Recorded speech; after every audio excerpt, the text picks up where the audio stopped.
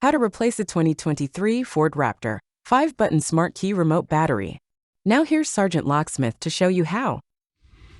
All right, we're going to change our battery out on our Ford Raptor's 5-button smart remote. Simple to do. If your key ring's attached to it, leave it on.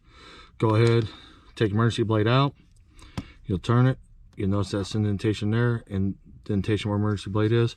Take your emergency key, push down right in that spot. You'll notice it popped open a little. Twist it, and then you can just push it up. Battery pops up, cover pops off. Your battery, 2450. Take it, dump it. Take your new battery. When you put it in, you'll look down inside here.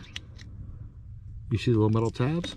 That's where you want it to go. So you'll put your new 2450 in, push it down. It will sit up a little.